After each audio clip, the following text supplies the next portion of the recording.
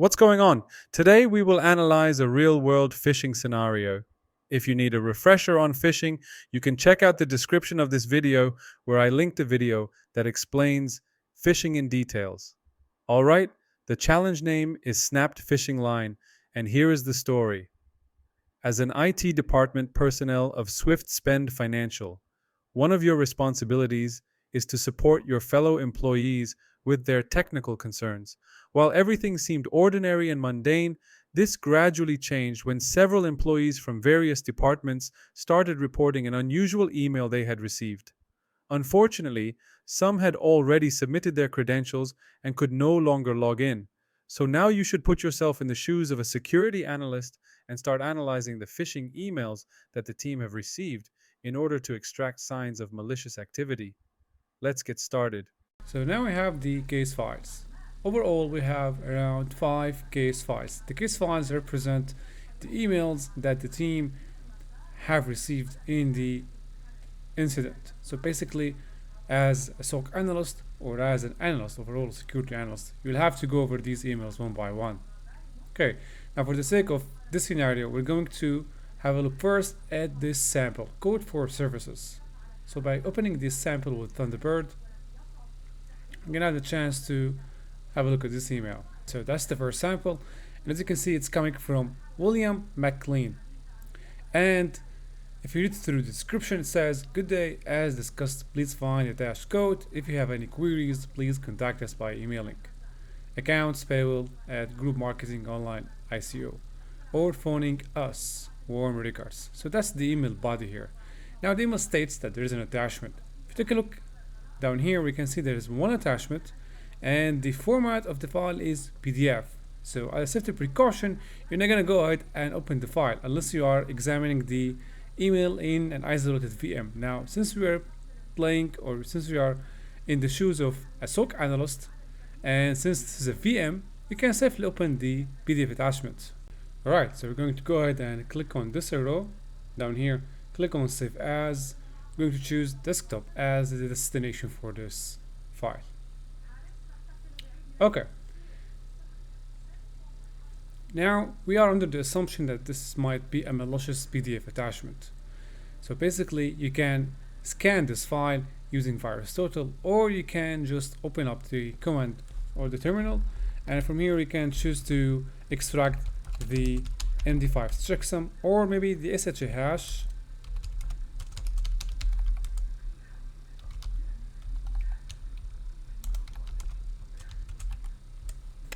Now we have the hash, so we're going to have this and go to VirusTotal, have this scanned. So we want to see if the file has matches over there. So we see here, search. So there are 4 matches for the code file. Okay, now if we go ahead and double click on the file to open it, you can see that there is one button here, and by the look of the file, it is an Office 365 file, right? But if we go back to the email and check on the sender claiming to be coming from Group Marketing Online.icu. So the attachment here gives the impression that it is an Office 365, and there is a button with a call to action to access the document. So basically, in order to open the attachment, we're going to have to access or click on this button to access the document. That's what the email is trying to state. So basically, what we're going to do, remember that we are in the shoes of a SOC analyst. So first, we're going to have to put safety at the very beginning. So we're going to have to right click on this, copy the link. We do not click on the link immediately. We're under the assumption that this might be malicious, right? So we go to PowerChef, and here we paste the. Let me delete the recipe from here. Okay, so that's the link, right? Looks like the link goes to domain Kenner Roads Buzz /data/update 365 Office 365. It doesn't look like a URL that loads or triggers a download for some file. So we're going to go ahead and open this link. Looks like the page is down. That's fine for now because this is all an experiment. Okay, now let's go back to the questions and see what we have to answer. Who is the individual who received an email attachment containing a PDF? Let's go back to the email. We're going to open up Thunderbird, and from here we can highlight the sender. The sender is William McLean. What email address was used by the adversary to send the phishing emails? So we're going to go back here, and we can see from the body of the email, we have this line saying, if you have any queries, please contact us by emailing accounts payable or phoning us. Now, the email that the attacker is using to conduct the phishing attacks is this one. It is not William McLean. Remember that William McLean is a legitimate email of a personnel working in Swift Spend Finance. But it appears that it is coming from William McLean because the attacker, whose address is accounts payable, is spoofing the address. So the correct address of the attacker, or the correct email address for the attacker, is this one. What is the redirection URL to the phishing page for the individual Zoe Duncan? Okay, so we're gonna have to go back to the email samples. I'm gonna close this one and look for an email sample addressed to Zoe. So this one is addressed to Zoe, and we're gonna click on this one. Okay, it is sent, or it's addressed to Zoe, and it is sent from the attacker email. Good day, please find attached a direct credit advice, as you have elected to receive direct credit advices via email. No hard copy will be posted to you. If you have any queries, please contact us. Okay, fine. Let's have a look at the attachment here. And again, the attachment is an HTML page. The safety measure here is to, or the safe option is to right click and save this into our local machine. Okay, we go back to the desktop and we list the current files. So we have the old PDF document, which turned out to be not malicious, right? We examined this here. We only have 4 matches, so preliminary analysis indicates that the file is not malicious. Now what about this one? Direct credit advice HTML. Now this is a HTML page.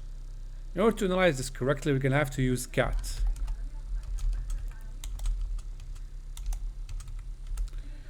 Let's have a look at the content. So we have a typical HTML page with the HTML tags. This is the header, and the title says redirecting. So when you open the page, you're supposed to be redirected to another page.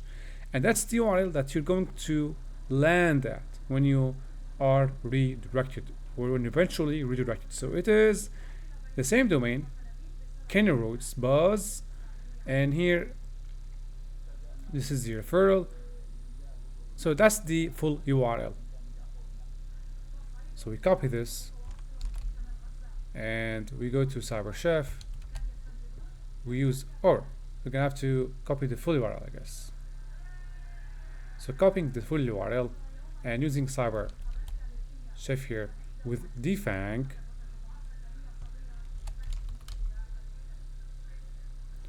we're gonna have the full URL in defanged format. So that's the full URL. To be able to find the full URL to the zip file, at some point we're gonna have to give in and visit this redirection. So we're gonna have to maybe double click on the HTML page, and we're supposed to be redirected. Indeed, we are redirected to a page here, and the page is asking us to sign in, or actually literally it's asking Zoe to sign in. Once Zoe puts in their password will be sent to the attacker. That's the phishing campaign. As you can see, the email looks very convincing. It looks like coming from Microsoft. The spoofing is done correctly, but if you look closely at the URL, it's very different from the original Microsoft email, right? Or the Microsoft URL. And that's how you spot a phishing attack. You just have to take a look at the URL and spot the differences between the actual URL and the original URL, which is being spoofed. Okay, back to the question. Find the full URL to the phishing kit. Okay, so of course we're not going to sign in here. To be able to find the URL, we're going to have to play with this URL sent by the attacker. So if you remove the rest of the URL and we keep only up until Office 365, we have 404. Okay, we can try with update 365, because obviously the attacker is using this server, or the server using this URL to be able to deliver the phishing kit. So when we visit update 365, we can see there is a directory listing of the files found on the server. We have a log file, which will be useful later, and we have an Office 365 directory. Boom, clicking on this one, we have 404. Okay, let's go back or backtrack one directory, and now we have more files here. So looks like update 365 is the original directory that contains log and office. If you go back, you can see there is another zip file, update 365. This is the phishing kit used by the attacker. Note that the phishing kit here is being hosted on the same URL used by the attacker to deliver the phishing campaign. So that's the phishing kit. What is the hash or the SHA-256 hash of the phishing kit archive? Now you have to download the phishing archive. So we're gonna go ahead and download this. Don't worry, when you download the zip file, even if the zip file is malicious, it's not gonna do anything to your machine if you don't interact with it by, interacting, meaning clicking and opening the files inside the zip file. So by just downloading the zip file, it's not gonna do anything. So we're gonna go to the zip file here and open the terminal and extract the hash.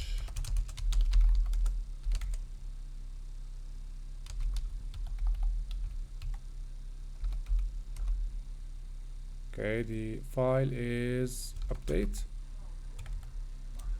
So it is under downloads.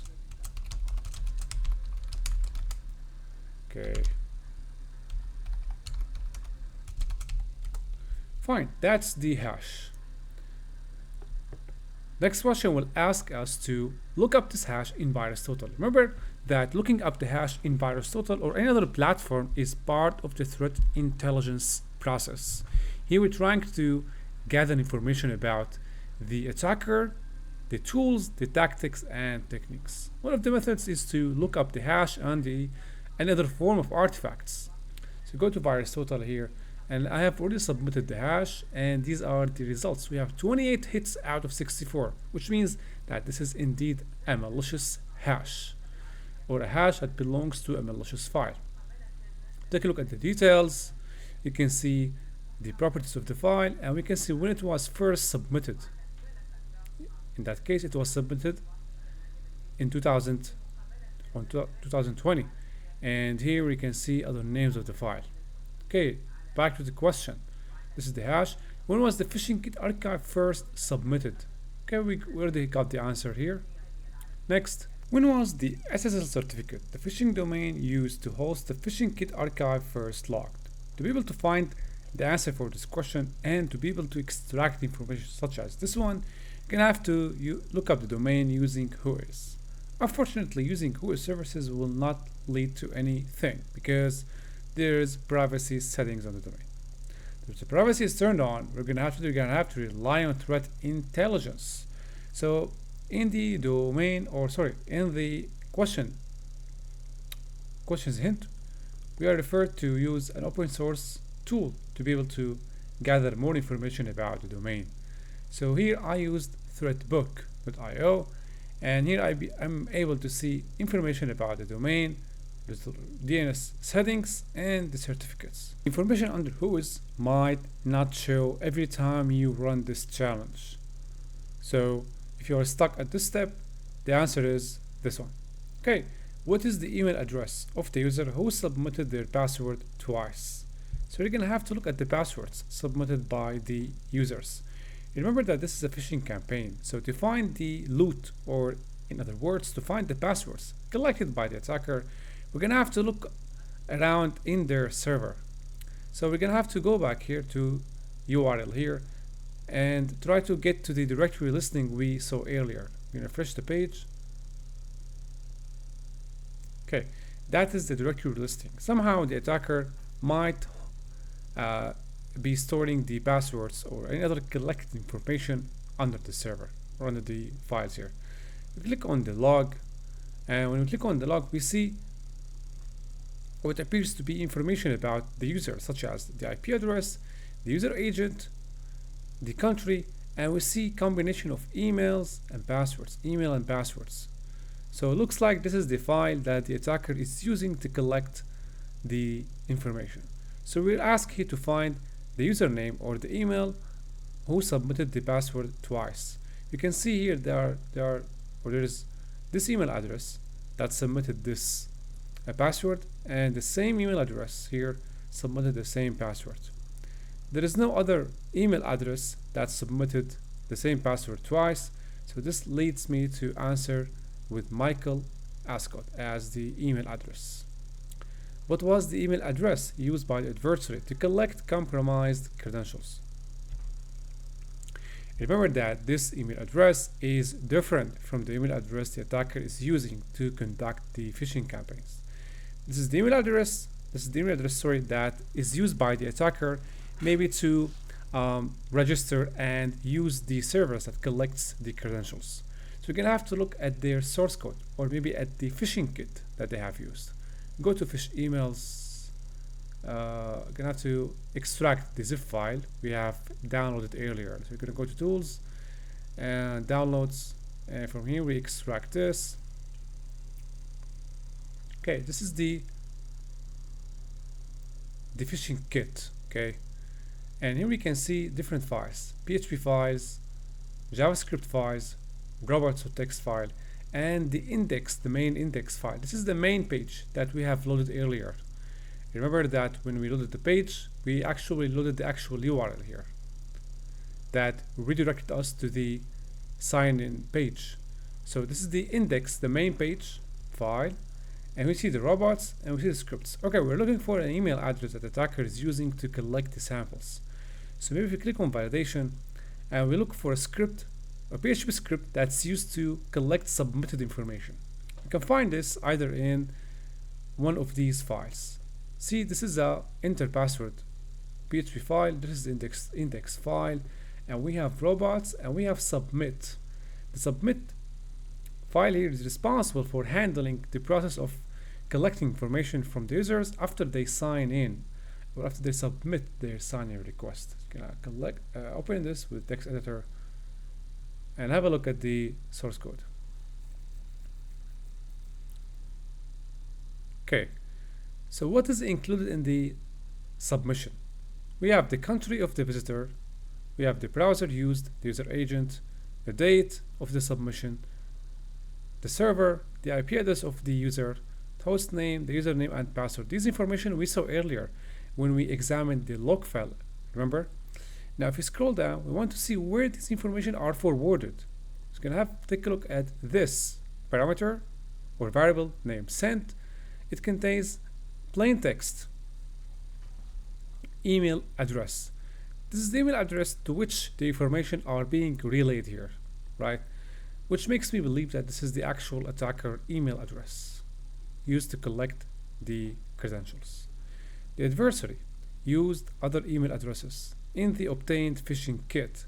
What is the email address that ends with or in @Gmail? Alright, so to find the answer for this, you can also keep looking, but since this is a pattern, we're gonna have to use a grep.